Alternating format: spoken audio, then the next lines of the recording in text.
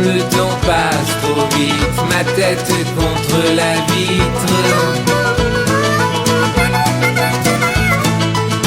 Donne-moi une bonne raison, à quoi suis-je encore bon? Tu ressembles à ta mère, le cœur bien à l'envers. Comment dit-on, je voulais repartir en arrière, repartir en arrière. C'est pour moi tout ça là? Oui, oui. Super, Tout est pour super. toi. On est comme à la maison. Voilà. Comme à la maison. Super. Donc bonsoir Kiko. Bonsoir. Et Ça va merci d'être venu ici parmi nous. Merci à toi Geoffrey de m'avoir invité. Merci à toi Delphine aussi. Merci à vous. Salut tout le monde. J'espère que tout va bien pour vous aussi. Donc tu seras le sujet test de ce nouveau principe. D'accord. Et c'est un moment avec Kiko. Eh ben, super. Et c'est ton moment. Avec grand Tout est plaisir. permis et tu fais ce que tu veux ce soir. Oh, tout ce que je veux. Tout ce que tu veux. Tout ce que je veux. Tout C'est ce que tu open veux. bar ce soir. C'est open bar. Carrément. Tu peux y aller. C'est T'as pas royal. de limite. C'est royal. On Ben, veut tout super. savoir. Oh, attention alors. Vous êtes mal barré là. Et pourquoi Parce ça que je suis un peu imprévisible quand même des fois. Oui, mais bon. On arrivera à s'en sortir quand même, je pense. Tu crois? Ouais, Mais allez. on va survivre à la soirée. Ouais. Allez, d'accord. J'ai droit à des jokers quand même dans la soirée ou pas? Allez, on va dire 3 jokers. 3 jokers. 3 jokers. J'ai droit à 3 jokers dans la soirée. Ok. Bon bah alors super. Alors on va commencer. Ton prénom c'est quoi? Ha, Kiko. Non mais ton prénom, pas ton... Joker. Ah putain, D'accord. j'en ai plus que 2. Donc, Comment? donc Kiko, tu as quel âge exactement? Des 30 ans et des poussières depuis quelques poussières. Oui, mais c'est pour ça que j'ai demandé exactement. Ah ouais. C'est les poussières qui font mal. Donc, deuxième joker? T'es mal barré quand même. Hein. Non, allez, 38 ans et presque toutes mes dents. D'accord. Voilà, je garde 2 jokers encore, c'est ça? Ok. Ouais, c'est une info qu'on avait essayé d'avoir, on n'avait jamais réussi à l'avoir. C'est vrai? Ah oui. Ah putain, ça sera coupé au montage de toute façon, ça, non? Ou pas? Ah bah non. Ah non, il y a... Ah, non. putain. Pardon, maman, si tu nous écoutes. Je t'aime, essaye. Donc Kiko, oui. Donc je t'ai demandé de choisir un endroit pour ce petit moment. Ouais. Et tu as choisi le grenier. Ouais, parce que je trouve que c'est un lieu, un cadre qui s'y prête vraiment, voilà. C'est un peu... c'est un bar plutôt sympa. Et toute l'ambiance, la déco me fait penser un peu à cette maison de campagne qu'il y avait chez un de mes oncles, enfin chez l'oncle de mon père à l'époque, voilà, et où j'ai passé quelques années d'enfance. Et voilà, et ça me rappelle un peu tout ça, et voilà, et puis pourquoi pas. Pourquoi pas? Et pourquoi pas. Donc c'est un lieu que tu affectionnes particulièrement et Ouais, et puis toute l'équipe est super sympa, et il y a une super ambiance. Et puis j'ai retrouvé des amis, parce que tu vois par exemple le Gracien qui est derrière le bar, je le connais depuis l'âge de 17 ans. Il y a 3-4 ans de ça, il est venu me demander d'être parrain d'une association qui s'appelle Ensemble pour eux, pour des enfants que malheureusement les gens présentent comme anormaux. Mais qu'est-ce que la normalité, tu vois, puisqu'ils sont atteints d'autisme, ils sont atteints d'autres pathologies, et voilà, Gracien était venu me voir à ce moment-là, me demandant d'être parrain de l'association.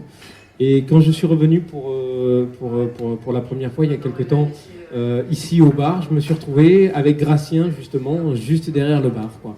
Voilà, et on s'était pas vu depuis quelque temps, et voilà, et du coup on est reparti comme si on s'était jamais quitté en fait. Et car t'as quitté Narbonne pendant pas mal d'années quand même. Ouais, j'ai quitté Narbonne à l'âge de 17 ans pour partir en fac. Et puis j'ai un peu vadrouillé, j'ai fait Montpellier, j'ai fait Paris, j'ai fait Lyon, Saint-Maurice-l'Exil à côté de Vienne. Voilà, enfin, je suis allé un petit peu partout.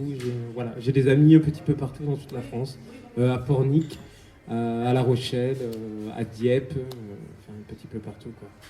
Et t'es revenu à Narbonne. Et ouais, je suis revenu à Narbonne pour la Ton pied à naissance terre. pour la naissance de mon petit garçon. Il avait il avait à l'époque 6 mois quand je suis revenu sur Narbonne pour que justement mes parents, donc les grands-parents, puissent voir grandir leur progéniture, quoi. Leur descendance, on va dire ça comme ça. Voilà, donc je suis revenu, donc mon fils avait 4 mois, il en a 8 maintenant, et donc ça fait ouais, presque 8 ans. Ah, ça suffit, hein? Oh. On va les couper ces téléphones là, c'est quoi ça? Vas-y, je t'écoute. Dans toutes les régions que tu as faites, en fait, Ouais. Quel lieu que tu as préféré? Quelle ville? Tu t'es attaché un petit peu partout ou Alors, si tu veux, il y a 3 lieux qui m'ont marqué. Narbonne, déjà, c'est la rue de l'Ancien Courrier, puisque c'est ma ville, finalement.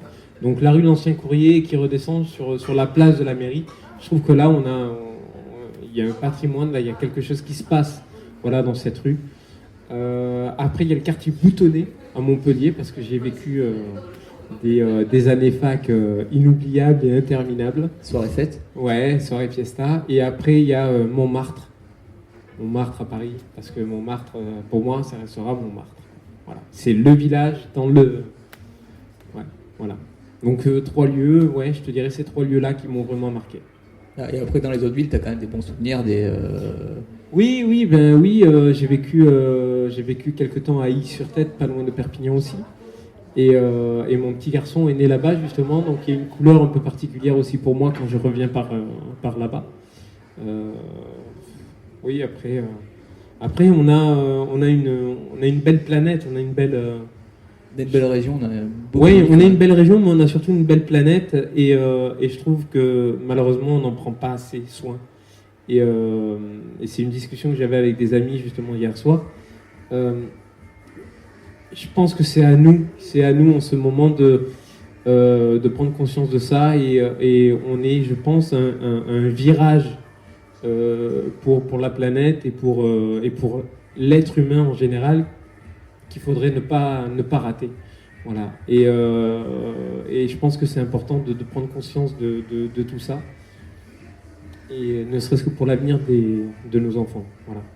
Et à qui tu t'adresses quand tu fais cette demande? À l'univers. Non, je pense je pense à tout le monde en général. Je pense que ce soit aux politiques, mais je pense surtout à chacun d'entre nous, parce que c'est en changeant chacun des choses de notre quotidien, de notre façon de voir la vie, de notre façon de voir les choses, que on va faire bouger les choses progressivement, et chacun à notre échelle, quoi. Et si toi, par exemple, tu fais changer quelque chose dans le quotidien, par exemple, de ton épouse ou ta femme ou ton copain ou ton fils ou autre, derrière, ça va se répercuter aussi dans l'entourage. Et si une personne prend conscience de quelque chose, peut-être derrière, ça va faire réagir 5 ou 6 personnes différemment. Et ainsi de suite, ça va faire ce qu'on appelle l'effet boule de neige. Et je pense que ça serait pas mal de le faire, quoi. Pour toi, c'est quoi le geste que tout le monde pourrait faire et devrait faire? Ça dépend de chacun. Le geste le plus simple. Déjà, ne serait-ce que de dire bonjour à son voisin. Tu vois? Parce qu'on vit dans une société où on n'est même pas... c'est Damien Saez, justement, qui dit « L'homme ne descend pas du singe, mais plutôt du mouton ». Et à l'heure dans laquelle où on vit, où on peut là maintenant discuter par l'intermédiaire de caméras ou autres, ou de téléphone ou d'internet avec quelqu'un qui est à l'autre bout du monde, on est putain pas capable de dire bonjour à son voisin dans la rue, ou tout simplement de parler avec une personne. Si tu veux, moi sur le dernier album, j'ai fait une chanson qui s'appelle Ton nom. Peut-être que vous avez écouté, peut-être pas. Et moi, cette chanson-là, vous savez qui me l'a inspirée? C'est un homme que j'ai croisé un jour dans la rue. Et ce gars-là, je me rappellerai toujours, il devait avoir une 40aine d'années. Il était assis par terre, c'était un 3 ou un 4 décembre, je me rappellerai toujours, c'était un jeudi matin, parce qu'il y avait le marché sur Narbonne. Et cette personne-là, elle était assise par terre et les gens passaient à côté et la regardaient pas, ou ne voulaient pas la voir. Et moi, je suis passé, j'ai dit bonjour. Il m'a regardé, surpris, comme si je lui parlais comme un extraterrestre. Et voilà, j'ai demandé comment il s'appelait Jean-Claude. Voilà, j'ai simplement demandé son nom, je lui ai dit bonjour, Kiko, enchanté. Et je suis parti et je suis allé acheter un croissant, j'ai acheté une canette et je suis revenu, je la lui ai donnée sans rien demander, sans rien attendre en retour. Et cet homme-là, je ne l'ai jamais revu par la suite et ça m'a donné la chanson, voilà, te souviens-tu de ton nom, promets-moi juste une chose, de ne jamais mourir de froid. Voilà, et cette personne-là, je ne l'ai jamais revue. Et je pense que ça, on en est tous capables. Comme on est tous capables d'aller à Roland Glandos ou à la Bronx Academy pour essayer de devenir des stars, pour devenir je ne sais pas quoi. Pour moi, les vrais héros dans la vie, c'est des personnes qui... ce sont les médecins, ce sont les infirmières, ce sont les pompiers, ce sont des personnes comme mon père qui, pendant près de 35 ans, est monté sur des pylônes électriques à 3h30 du matin pour remettre l'électricité sous 20 000 volts à 20 mètres de hauteur pour que peut-être ta maman puisse avoir de l'électricité pour faire chauffer le biberon pour à 3h du matin. Voilà, ça pour moi ce sont des personnes qui comptent et c'est pas des personnes qui qu'est-ce que tu veux faire dans la vie, je veux être célèbre. Voilà, donc je pense que ce qu'on peut essayer de changer à un moment donné, c'est ce regard-là sur la vie, ce regard-là sur les gens. Et on est tous capables à notre petite échelle, à notre... Merde. Te souviens-tu de ton nom? Serions-nous si changeons à petits pas? Si je ne marche plus très droit et l'impression à tout vent que je fume ou que je bois de passer à côté de ton choix. Te souviens-tu de ton nom? Serions-nous si changeons à petits pas? Si je ne marche plus très droit et l'impression à tout vent mais que je fume ou que je bois de passer à côté de ton choix. Envisager comme c'est très, serions-nous sans altérer cette drôle de sensation réalité? Et je cours tous les jours après nos accidents de parcours, alors je pars. Et je cours tous les jours après nos indécents amours, alors je pars. Et je cours, promets-moi, pour tes yeux plus que le reste, de ne pas mourir de froid. Et je cours à contre-jour après nos accidents de parcours, alors je pars. Te souviens-tu de ton nom? Serions-nous si changeons à petits pas? Si je ne marche plus très droit, souviens-tu de ton nom? Serions-nous si transparents à petits pas? Si je ne marche plus très droit et je cours tous les jours après nos accidents de parcours, alors je pars. Et je cours, promets-moi, pour tes yeux plus que le reste, de ne pas mourir de froid. Te souviens-tu de ton nom? Merci. Merci.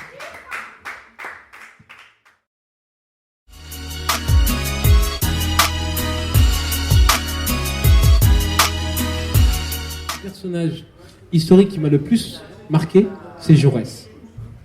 Voilà. Pour moi, Jean Jaurès, pour moi, il avait une certaine valeur, une certaine éthique. Voilà.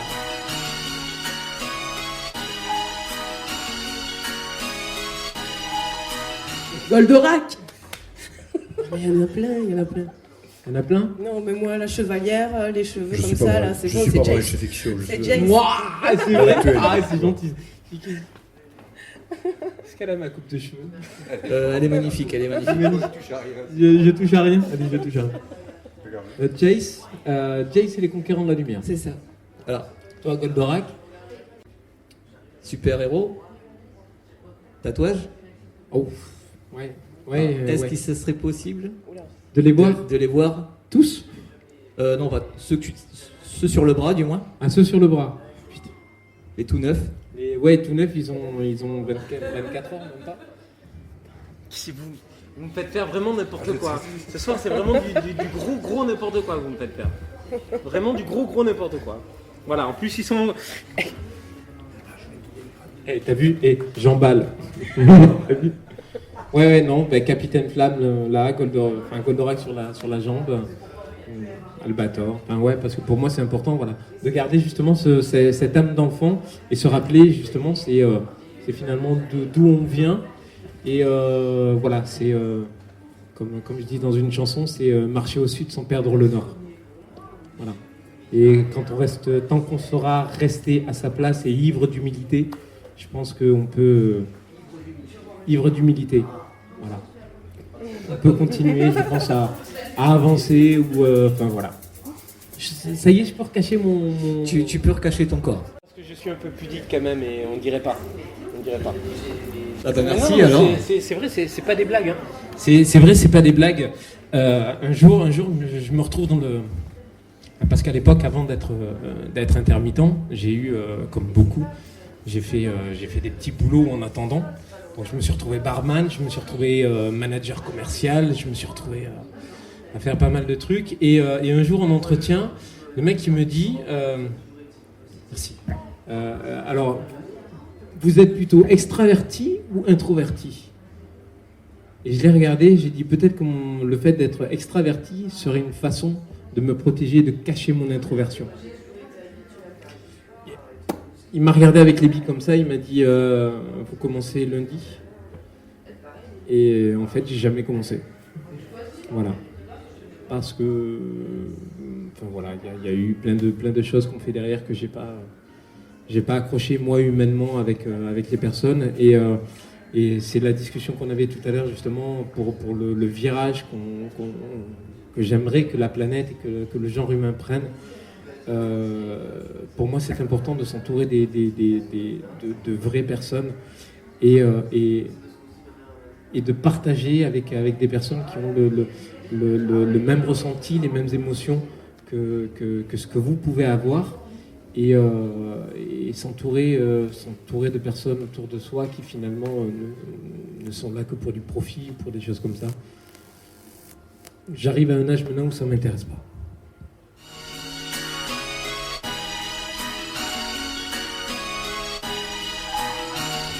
Quelle femme tu serais? Ouais. Marilyn. Alice Sapritch. Marilyn, Alice Sapritch. Ah ouais? Et pourquoi? Parce que extraverti et introverti en même temps. Ah! Tu vois au moins, Jean-Claude y suit. Voilà, quelqu'un qui suit, c'est ce que j'allais dire. Est-ce que tu valides la réponse ou pas? Ou est-ce que tu as donné une autre? Ouais, moi j'en aurais une autre. Moi, une femme qui m'a marqué, c'est Louise Michel. Ah, d'ailleurs. Ah. Bah, d'ailleurs, à Narbonne, maintenant, il y a le lycée. Il y a un Louise lycée, Michel. d'ailleurs, justement, qui porte son nom, Louise Et Michel. Louise Et, Attaque tient son nom de Louise Michel également. Ouais, aussi, mais des violentes femmes aussi. Ouais. Parce que pour moi, c'est la première femme qui s'est battue pour défendre des valeurs, pour les droits des femmes. Et c'est la première qui n'a rien lâché et qui a mené un combat. Et finalement, si les femmes ont, à l'heure actuelle, voilà, tout ce qu'on peut partager maintenant avec elle, c'est un peu grâce à des personnages comme Louise Michel. Voilà, donc si j'avais dû être une femme, ouais, peut-être. Voilà.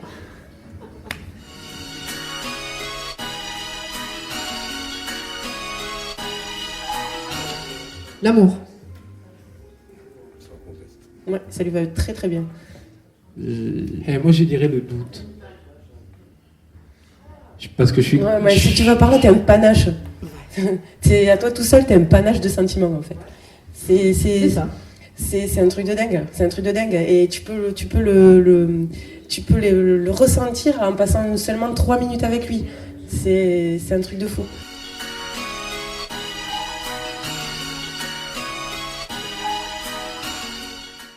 Ouais, là, Peace ça, and ça, love. c'est plus sympa. Allez, on a peace and love à ma droite là-bas. Qui dit mieux? Alors, Pas mieux. Pas mieux. Peace and love. non, on va trouver. Oh putain. Vas-y, meuble, on cherche. Vas-y. Alors, ce petit coin de nature est l'endroit idéal pour vous présenter le. Voyelle. Consonne. Moi, je dirais, Voyelle. profite de la vie. On Consonne. ne sait pas de quoi demain sera fait. 8 lettres. Pas mieux. Je laisse. Pardon, j'ai pas suivi. Qu'est-ce que... Elle a trouvé un 9 lettres.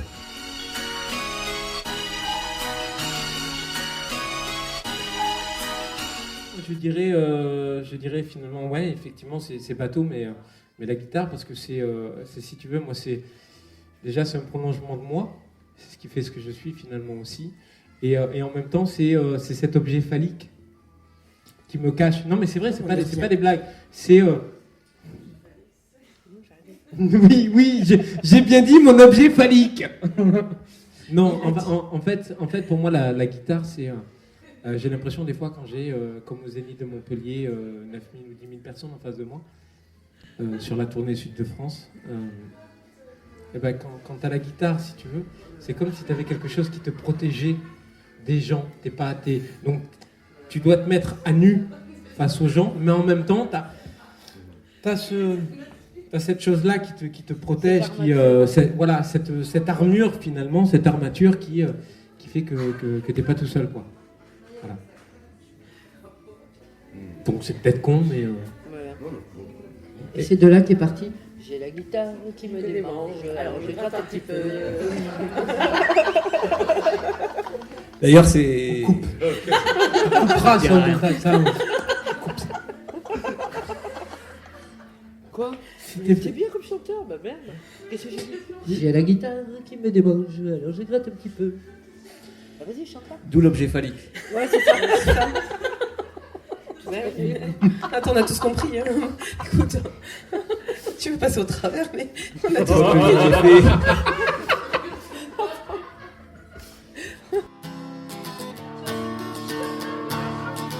C'est comme à la maison ce soir, comme à la maison.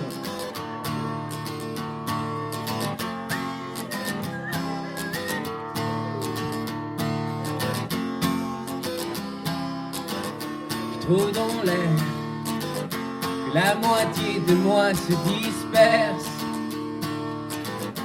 en un souffle des plus éphémères. Je cours dans l'air, la moitié de moi s'y perd, et la vie ne veut plus rien nous faire. À travers ou à tort, je cherche encore la nuit. C'est comme toujours, je cherche et je cours. C'est comme toujours, après la nuit ou le jour. C'est comme toujours, je cherche et je cours. C'est comme toujours, après la nuit ou le jour. C'est comme toujours.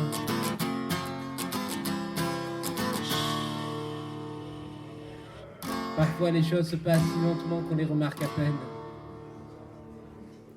D'autres fois trop vite pour qu'on les comprenne.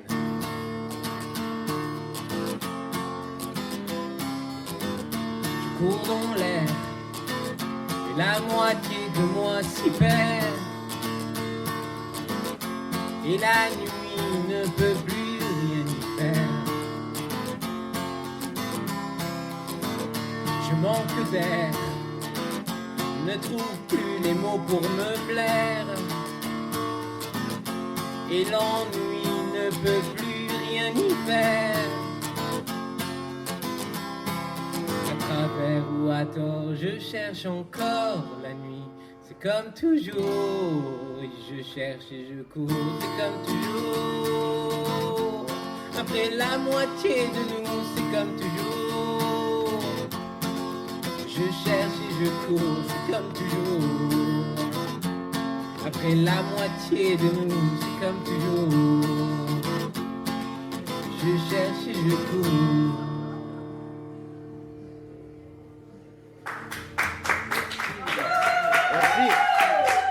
Merci beaucoup. Alors, t'as commencé la guitare quand? En fait, très tard. C'est-à-dire que j'ai commencé la musique déjà à l'âge de 4 ans. Tu vois, donc j'ai commencé ça par contre très tôt.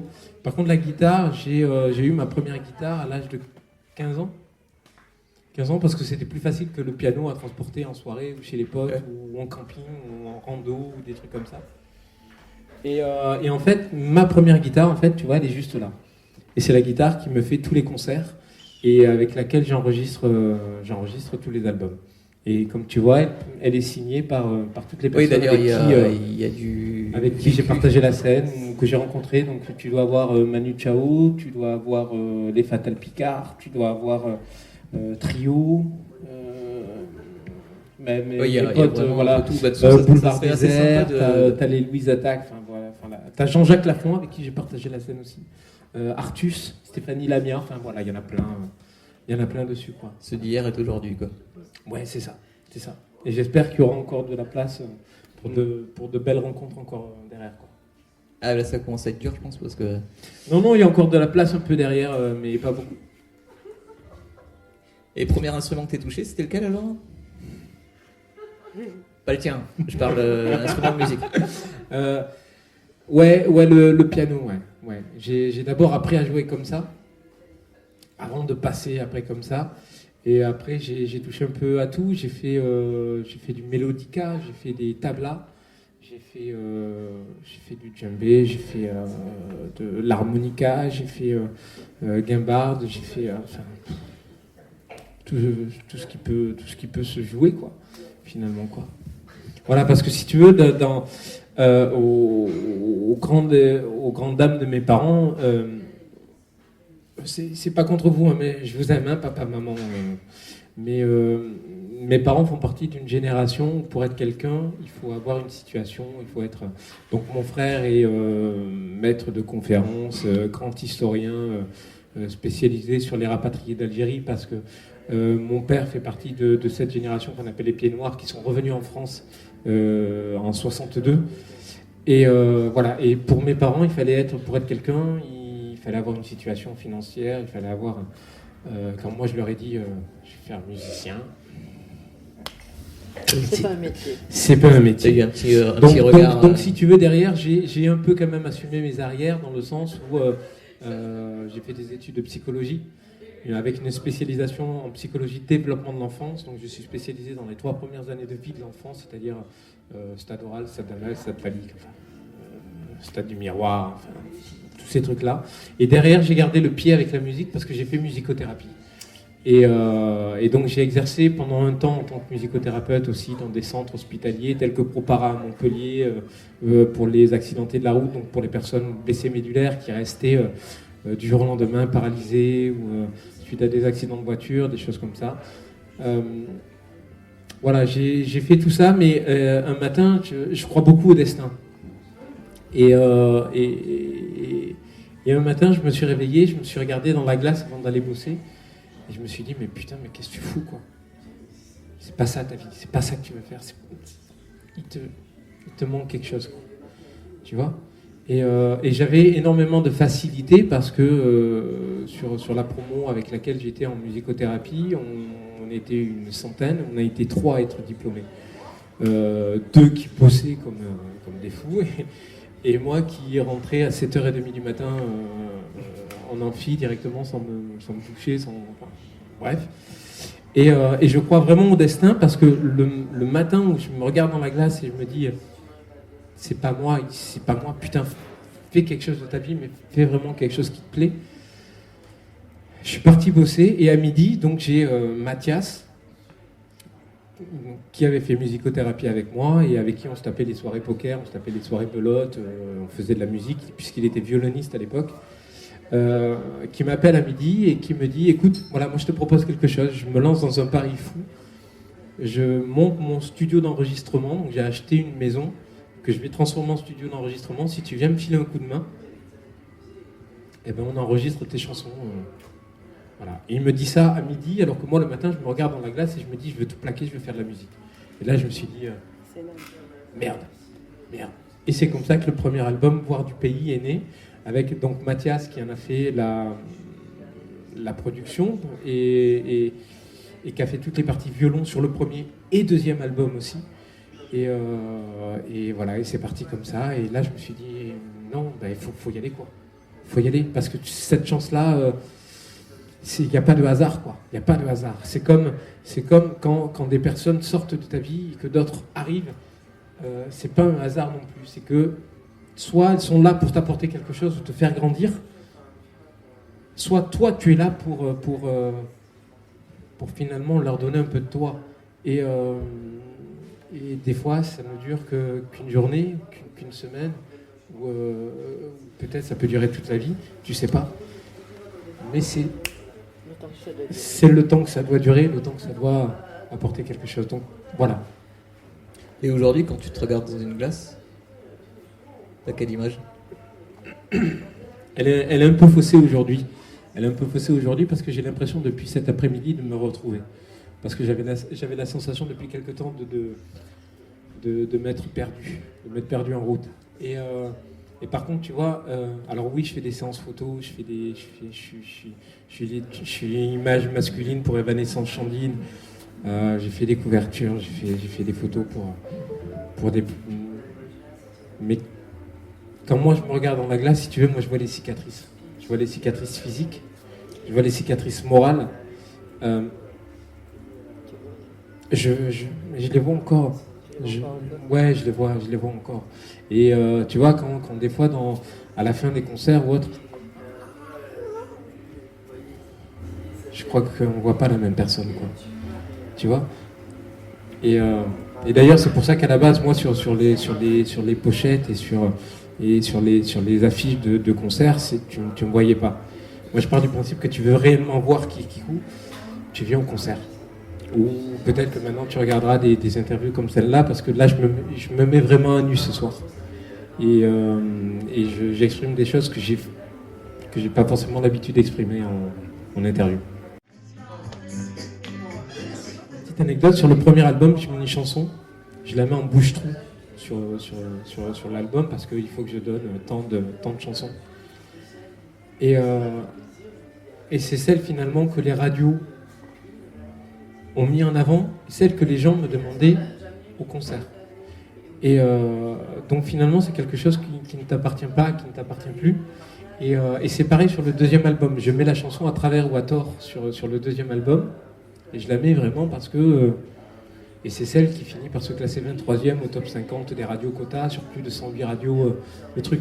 Donc à un moment donné, il faut accepter que ces choses-là, toi tu as envie de donner des choses, mais ça ne t'appartient plus. Et il faut laisser les gens se faire leur propre avis de toi. Et c'est ça qui me plaît, moi, avec la musique, c'est que, par exemple, là, on est autour de la table, là, on va pouvoir écouter ensemble une même chanson, mais elle va nous parler, on va l'entendre de façon différente. Et moi, c'est ça qui m'intéresse, c'est que chacun se fasse sa propre version, sa propre opinion, sa propre image finalement de... Voilà. Interview en musique. C'est-à-dire, Interview en musique. tu vas avoir une question, Ouais. et tu vas devoir répondre soit avec un titre de musique, soit avec des paroles de musique. Oh, d'accord. C'est le quiz Ouais. musical. Ok. Que représente Narbonne pour toi ? J'ai deux amours. C'est quoi la suite après? Je sais pas. Mon pays et Mon Narbonne. pays et Non. Paris? Non? Mais ah merde.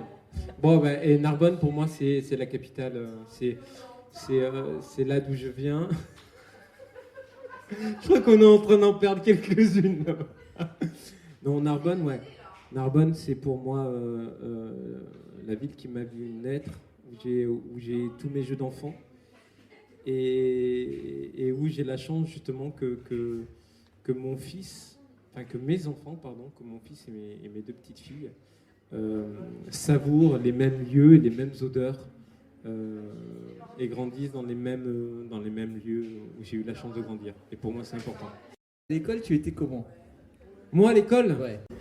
À l'école, j'étais jeune et con, puisqu'ils sont vieux et fous, puisque ces hommes crèvent sous les ponts et que ce monde s'en fout. Ouais, j'étais plutôt jeune et con. Hein. Je crois qu'on est en train de perdre tout le monde autour de la table. Alors ça tombe bien parce que la question suivante, c'était qu'est-ce que tu fais le matin au réveil? Qu'est-ce que je fais le matin au réveil? En musique, je me lève et je me bouscule. Je me réveille pas comme d'habitude. Donc somnambule alors. Tu te lèves mais tu te réveilles pas.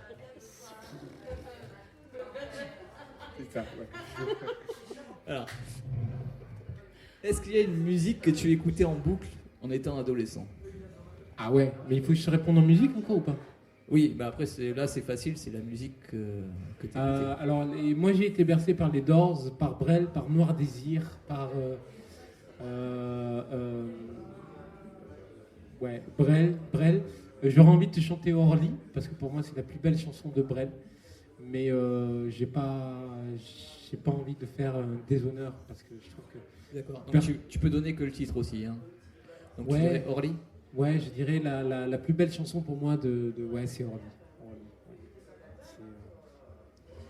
Ah, à l'époque... Jaurès aussi. Enfin, il en a fait des pas mal quand même. Il a fait beaucoup. Il a fait des pas mal. Ouais. À l'époque, ton avenir, tu l'imaginais comment? Moi, je te dirais à se changer en roi, à hurler à la lune, à traquer la fortune, tout ça pour traîner son poids.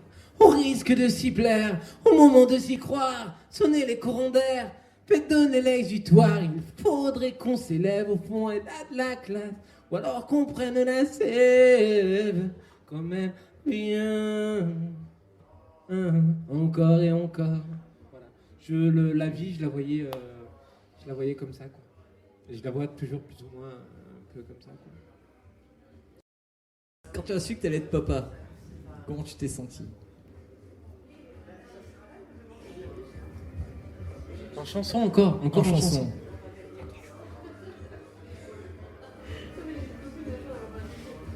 Putain. En chanson. Alors je sens que j'ai bien fait de te les passer avant. Ouais, alors je te dirais encore Noir Désir avec l'enfant roi. Maintenant, je pourrais pas te la chanter. Mais ouais, c'est. De toute façon, t'es jamais prêt. Et si tu te poses des questions, tu ne seras jamais prêt finalement à devenir papa ou maman. Et je crois qu'à un moment donné, il faut se lancer parce que c'est la plus belle chose au monde. Comment tu parlerais de ta carrière? Comme de la vie en général. Et là, je te dirais, j'avais des hauts, j'avais des bas, j'avais plus ou moins chaud toute la vie devant moi. J'avais des hauts, j'avais des bas, je crois que j'en voulais trop, j'ai même eu ce que je ne voulais pas. Tu te vois comment dans 30 ans? Oh putain. Puisqu'on est jeunes et cons, puisqu'ils sont vieux et fous, puisque des hommes crèvent sous les ponts, et je m'en fous, puisqu'on n'est que des pions contents d'être à genoux, puisque je sais qu'un jour, nous gagnerons à devenir fous, devenir faux. Je crois que je dirais ça, ouais. J'espère me voir toujours comme ça dans quelques années. Donc un petit côté fou alors. J'espère bien, ouais. Enfin, dernière question. Oh merde. Que veux-tu que les gens retiennent de toi?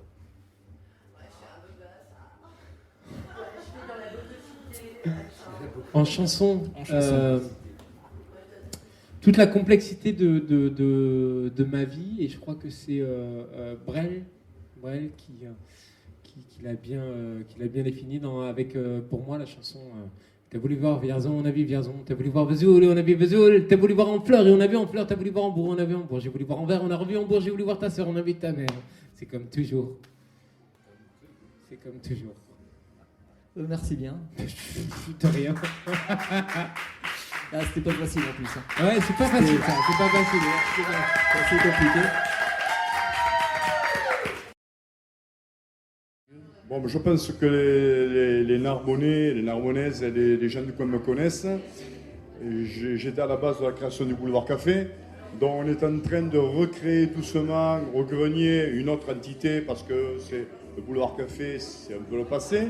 Mais comme la nostalgie étant très présente dans la tête des gens, on va s'efforcer avec Magdalene qui faisait partie de l'équipe du Boulevard Café et d'autres de recréer une ambiance un petit peu sulfureuse et rigolote que les gens ont aimé.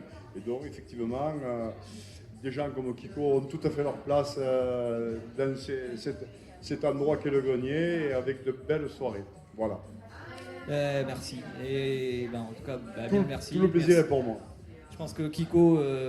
Ouais, moi j'aimerais vraiment remercier Jean-Claude et Mag pour leur accueil et toute l'équipe aussi. On pense à Gracien qui va bientôt partir aussi. On pense à toute l'équipe. Voilà, n'hésitez pas à venir au grenier. Vous serez super bien accueillis, que ce soit le midi pour manger ou les soirs pour les soirées. Enfin voilà, n'hésitez pas. Toute l'équipe est là et moi je les connais parce que je fréquentais le Boulevard Café quand j'étais tout petit. Voilà aussi et ça commence à dater. Ouais. Normalement, je vais finir au musée Grévin, hein, mais bon, pour le moment, je m'accroche. Voilà. En tout cas, c'est un grand moment et c'était important pour moi, voilà, de partager ça ici avec vous. Merci beaucoup en tout cas pour l'accueil et comme on dit, pour la chaleur et le bruit. Voilà. Merci beaucoup. Comment expliquer ça? Je suis une éponge. Quand je te dis je suis une éponge, c'est que quand j'ai une personne en face de moi. Je vais absorber les émotions en face de moi et je ne sais pas quoi en faire de ces émotions-là. Et du coup, si tu veux, je me retrouve des fois avec des émotions que je ne contrôle pas et que je ne maîtrise pas parce que je ne sais pas les gérer. Et que je transmets certainement sans vouloir.